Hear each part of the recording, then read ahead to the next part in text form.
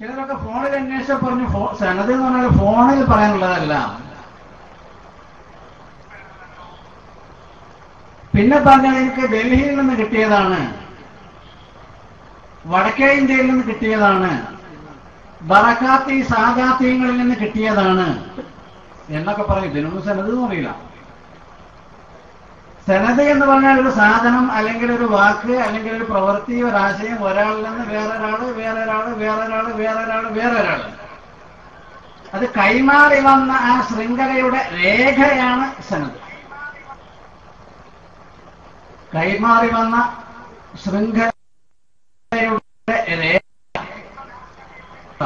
അല്ലെങ്കിൽ തുർമുദി, ഇബ്നു മാജ, നസായി തുടങ്ങിയ ഹദീസിന്റെ കിതാബുകളൊക്കെ ഓതുമ്പോ ഹദ്ദസന ഫുലാൻ, ഹദ്ദസന അലി, ഞങ്ങൾക്ക് അലി പറഞ്ഞു തന്നു, ഹദ്ദസന ഉസ്മാൻ, ഹദ്ദസന ത്വൽഹ, ഹദ്ദസന അബൂ മസ്ഊദ്, ഹദ്ദസന ജാബിർ അകപ്പെടുത്തിയ അതിനാണ് സനത് എന്ന് പറയുന്നത്.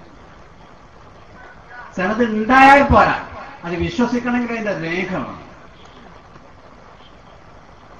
ഈ രേഖ ഇല്ലാത്തത് കൊണ്ടും രേഖ പറയാൻ കഴിയാത്തത് കൊണ്ട് അങ്ങനെ ഇരിക്കവെയാണ് ഒരു കുതന്ത്രം കേസ സൂക്ഷിപ്പുകാരൻ ഒപ്പിച്ചത്. ഈ മുടി ഒരു വൈദേശിക വൽക്കരണത്തിലൂടെ കൊണ്ടുവന്നാൽ അതിനൊരു സ്വീകരണമുണ്ടാകും, സ്വീകാര്യതയുണ്ടാകും എന്ന് അയാൾ മനസ്സിലാക്കിയിട്ട് അതിന് ഗൂഢാലോചന നടത്തി. ഗൂഢാലോചനയിലെ മുഖ്യ പങ്കാളി വർഷങ്ങളായി കേരളവുമായി ബന്ധമുള്ള ആളാണ്, നമ്മളുമായിട്ടൊക്കെ പരിചയമുള്ള ആളാണ്. ഇയാളടുത്ത് പലപ്പോഴും വരുന്നതാണ്.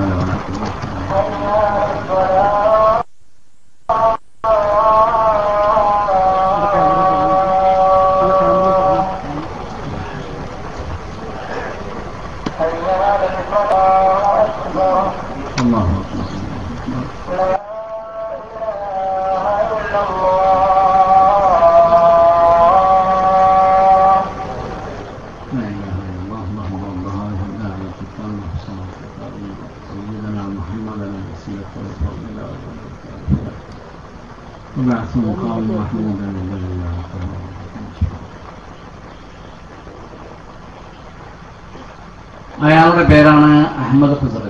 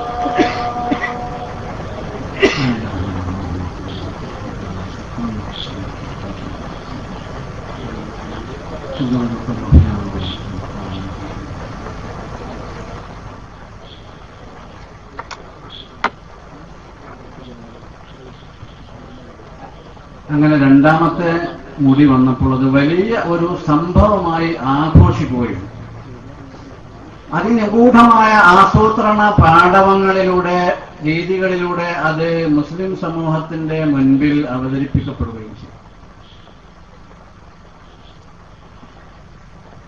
ആദ്യത്തെ മുടി ഇവരുടെ കണക്കിൽ തന്നെ സ്വീകാര്യമല്ലായിരുന്നു എന്നർത്ഥം. രണ്ടാമത്തെ മുടി വൈദേശിക മുടി അവതരിപ്പിക്കപ്പെട്ടതോടു കൂടിയാണ് സൂക്ഷിക്കാൻ വേണ്ടി ഉണ്ടാക്കും എന്ന് പറഞ്ഞു. ആദ്യം അങ്ങനെ പറഞ്ഞു. പിന്നെ അങ്ങനെ പല കാര്യങ്ങളും നിറം മാറി പറഞ്ഞതുപോലെ കോഴിക്കോട് വലിയ നഗരമാണ്, മുസ്ലിമീങ്ങൾക്ക് നിസ്കരിക്കാൻ സൗകര്യം ഇല്ലാത്തതുകൊണ്ടാണ് വാഹനങ്ങളിലാണ് അധികം ആളുകൾ ഇപ്പൊ യാത്ര ചെയ്യുക, പാർക്കിംഗ് സൗകര്യങ്ങളില്ല എന്നൊക്കെയുള്ള ശുഭ്രവൽക്കരണങ്ങൾ പിന്നീടുണ്ടായതാണ്. ആദ്യം മുടി സൂക്ഷിക്കാൻ പള്ളി ഉണ്ടാക്കണം. മുത്തനബിന്റെ ബഹുമാനത്തോട് ആദരവിനോട് യോജിക്കുന്ന ഒരു പള്ളി 40 കോടി. ഇങ്ങനെ നമ്മുടെ പണ്ഡിതന്മാര് ഇതിനെതിരെ രംഗത്തിറങ്ങി സനത് വേണം അതെവിടെയെന്ന് ചോദിച്ചുകൊണ്ടാണ് രംഗത്തിറങ്ങി. ഇത് ചോദിക്കാൻ തുടങ്ങിയതോടുകൂടി ഇവര് ഈ ചോദിക്കുന്ന ആളുകളെ വേറെ ഒരു രീതിയിൽ ചിത്രീകരിക്കാനുള്ള നിഗൂഢ ശ്രമങ്ങൾ ആരംഭിച്ചു. ഇവര് വഹാബികളാണ്, നബി സല്ലല്ലാഹു അലൈഹി വസല്ലം തങ്ങളെ ബഹുമാനിക്കാത്തവരാണ്, ആസാർ മുബാറക്കായ ആസാറുകളെ സംബന്ധിച്ച് ഒരു മതിപ്പും അംഗീകാരവും നൽകാത്തവരാണ് എന്നൊക്കെയുള്ള ആരോപണം. നിരർത്ഥകമായ ആരോപണങ്ങളാണെന്ന് കേരളത്തിലെ എല്ലാ ജനവിഭാഗത്തിനും അറിയാം. കേരളത്തിലെ ഉൽപ്പദഷ്ണുക്കൾക്കും അറിയാം. ഇവര് ഇതൊക്കെ ബഹുമാനിക്കുന്ന ആൾക്കാരെയാണ് എല്ലാവർക്കും അറിയാം.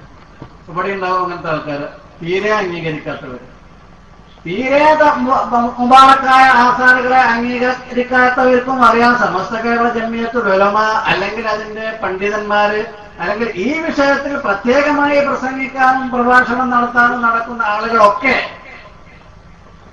ആസാറുകൾ, മുബാറക്കായ ആസാറുകൾ അംഗീകരിക്കുന്നവരാണ്, ബഹുമാനിക്കുന്നവരാണ്, ബറക്കത്തെടുക്കുന്നവരാണ്, എല്ലാവർക്കും അറിയാം ഇവിടെ. പക്ഷെ അന്ധമായി അഥവാ അന്ധത നടിച്ചുകൊണ്ട് ഇവരെങ്ങനെ ഒരു ആരോപണം അടിച്ചേൽപ്പിച്ചു വിമർശകർക്കെതിരെ.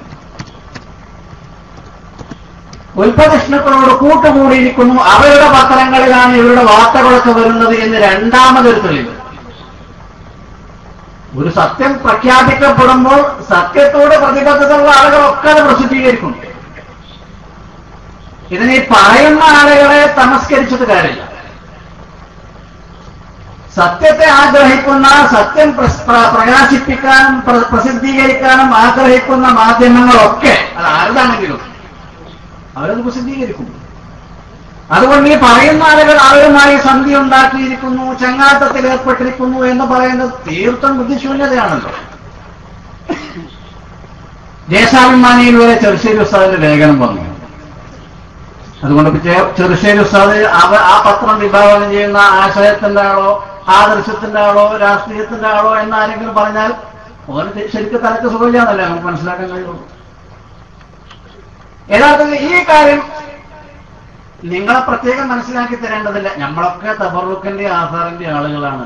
മമ്പുറത്ത് സ്വലാത്തിന് ഇവിടെയുള്ളവരൊക്കെ അല്ലെങ്കിൽ ഈ കക്ഷികൾ ആരോപണം ഉന്നയിക്കുന്ന ആളുകളൊക്കെ ചേതന്റെ അടി നേർച്ചുണ്ടായി അവിടെ പോവും, മമ്പുറത്ത് നേർച്ചുണ്ടായി അവിടെ പോവും, മമ്പുറത്ത് സ്വലാത്തിന് പോവും. ഇതൊക്കെ ചെയ്യുന്ന ആൾക്കാരാണ്. വെള്ളം മന്ത്രിച്ചു കുടിക്കും, തങ്ങന്മാർ വന്നാൽ വെള്ളം മന്ത്രിപ്പിക്കും, നൂല് മന്ത്രിപ്പിക്കും, ഇതൊക്കെ ചെയ്യുന്ന ആൾക്കാർ. അതുകൊണ്ട് അതിനെ സംബന്ധിച്ച് കൂടുതൽ മറുപടി പറയേണ്ടതില്ല. നിരർത്ഥകമാണ്. ഇവർക്ക് തന്നെ അറിയാം ഞങ്ങൾ ഈ പറയുന്നത് മൗഢ്യമാണ്. പക്ഷെ എന്തെങ്കിലും ഒരു മുട്ടിന് മുരുക്കം തോണെങ്കിലും വെക്കണ്ടേ എന്ന് എഴുതിയിട്ട് അവരൊരു ആരോപണം ഉന്നയിക്കുന്നത് മാത്രമേ ഉള്ളൂ. അത് വിശദമായ ഒരു മറുപടിക്ക് അർഹിക്കുന്ന ഒരു വാദമല്ല എന്ന് മനസ്സിലാക്കി ഞാനതില്ല കഴിവ്. പിന്നെ ഇപ്പൊ നമ്മൾ ചെയ്യേണ്ടത് എന്താ? സനത് ചോദിക്കുന്നുണ്ട് എന്നുള്ളത്. ഈ സനത് ചോദിക്കുക എന്നുള്ളത് അങ്ങനെ ഒരു കുറ്റമാണോ? അല്ലെങ്കിൽ ആസാറുകൾക്ക് സനത് വേണമെന്ന അഭിപ്രായ ഗതി അതൊരു തെറ്റല്ലല്ലോ. കാരണം 2011 ജനുവരി മാസം 9-ാം തീയതിയാണ് ഈ കേശ സൂക്ഷിപ്പുകാരൻ ഇതേ കാര്യം പറഞ്ഞത്. അൽ ഇസ്നാദു മിനദ്ദീൻ. ഇന്നമൽ ഇസ്നാദു ഇന്നമദ്ദീനു ബിൽ ഇസ്നാദ് വലൗലൽ ഇസ്നാദു അബിൽ അസ്നാദു ലഖാല മൻ ശാഅ മാ ശാഅ. ഇത് പറഞ്ഞത് കാന്തപുരം അബൂബക്കർ മുസ്ലിയാറാണ്. ക്രിസ്തുബ്ദം 2011 ജനുവരി മാസം 9-ാം തീയതി. അതാണ് ഞങ്ങൾ ചോദിക്കുന്നത്. അൽ ഇസ്നാദ് മിനദ്ദീൻ, സനദ് എന്ന് പറഞ്ഞ കാര്യം ദീനിന്റെ ഭാഗമാകുന്നു. വേറൊരു റിവായത്തനുസരിച്ച് ഈ കാര്യം ഇന്നമദ്ദീനു ബിൽ ഇസ്നാദ്, ദീനിൽ എന്തെങ്കിലും നിയമങ്ങളോ കാര്യങ്ങളോ സ്ഥിരീകരിക്കപ്പെടല് സനദ് ഉണ്ടാകുമ്പോഴാകുന്നു. വലൗലൽ ഇസ്നാദു അവിൽ അസ്നാദു, കേസ സൂക്ഷിപ്പുകാരന്റെ ഭാഷ. വലൗലൽ ഇസ്നാദു അവിൽ അസ്നാദു, സനദുകൾ എന്ന ഈ പ്രക്രിയ ഇല്ലായിരുന്നുവെങ്കിൽ ലഖാല മൻ ശാഅ മാ ശാഅ, ഉദ്ദേശിച്ച ആളുകളൊക്കെ തോന്നിയതൊക്കെ പറയും. റവാഹു മുസ്ലിം.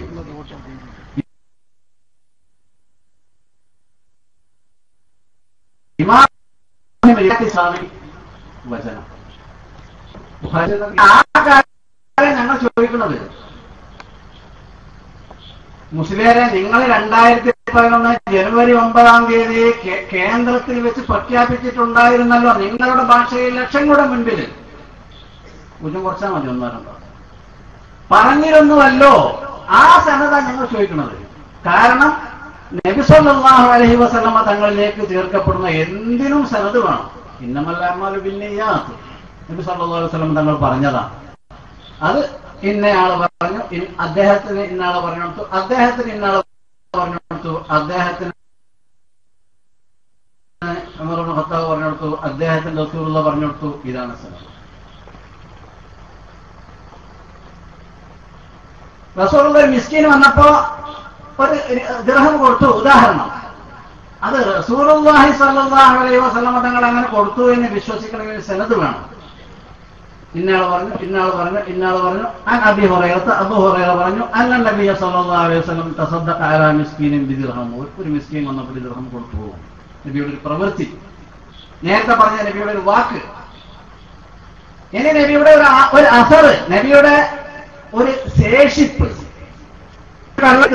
എന്തോ എഴുതിയിട്ടുണ്ട്. ഇത് നബി സല്ലല്ലാഹു അലൈഹി വസല്ലം തങ്ങൾ മുഖൗഖിസ് ചക്രവർത്തിക്ക് എഴുതിയ കത്ത് ഉദാഹരണം ആകുന്നു എന്ന് ഒരാൾ പറഞ്ഞാൽ അതിന് സനദ് വേണം. നബി സല്ലല്ലാഹു അലൈഹി വസല്ലം തങ്ങൾ മുഖൗഖിസ് രാജാവിന് കത്ത് എഴുതിയതായിരുന്നു. മുഖൗഖിസ് എന്റെ അടുത്ത് നിന്ന് അത് ഇന്നാള് കരസ്ഥമാക്കി, അദ്ദേഹത്തിന്റെ അടുത്ത് ഇന്നാള്, അദ്ദേഹത്തിന്റെ അടുത്ത് നിന്നാള് അവസാനം തുർക്കിയിലെ ഉസ്മാനി ഖലീഫയായിരുന്ന സെലീം രണ്ടാമൻ ഉദാഹരണം പറഞ്ഞു, അദ്ദേഹത്തിന് കിട്ടി. അതിന് രേഖ വേണം. ഇതാണ് സനദ്. അപ്പൊ അവിടെ 2011 ജനുവരി 9-ാം തീയതി ദീനിന്റെ അനിവാര്യ ഘടകമാകുന്നു സനദ് എന്ന് പറയപ്പെട്ട ആ സനദ് എവിടെ എന്നാണ് നമ്മൾ വിനയപൂർവ്വം ചോദിക്കുന്നത്. ആ സനദ് എവിടെ? ഇതൊരു അപമര്യാദയല്ലല്ലോ, ചോദിച്ചു കൂടാത്ത ഒരു കാര്യമല്ലല്ലോ ഇത്. വേണമെന്ന് അദ്ദേഹം പറഞ്ഞ കാര്യം ഏതാണ് എന്നാണ് ഞങ്ങൾ ചോദിക്കുന്നത്. ആ സനദ് ഏതാണ്? ആദ്യം കുറെ മറിമായങ്ങൾ നടത്തി അതിൽ എന്ന് പറഞ്ഞാൽ ആളുകളൊക്കെ ക്ഷണിക്കാൻ തുടങ്ങി. മർക്കസിലേക്ക് വന്നാൽ കാണാം ഒന്നാമത്തേതിന്റെ സനദ്, രണ്ടാമത്തേതിന്റെ സനദാകട്ടെ ലക്ഷങ്ങളുടെ മുൻപിൽ വായിച്ചതാകുന്നു. ആദ്യം അങ്ങനെ പറഞ്ഞു. നിങ്ങൾക്ക് കേട്ടിട്ടുണ്ടാവും. നിങ്ങൾ കേട്ടിട്ടില്ലെങ്കിൽ കേൾക്കാത്തവർ ആരെങ്കിലും ഉണ്ടെങ്കിൽ, അല്ലെങ്കിൽ കേൾക്കാത്തതായി ആരെങ്കിലും അഭിനയിക്കുന്നുണ്ടെങ്കിൽ അവർക്ക് സംസാരിക്കുന്ന തെളിവുകൾ CD-കൾ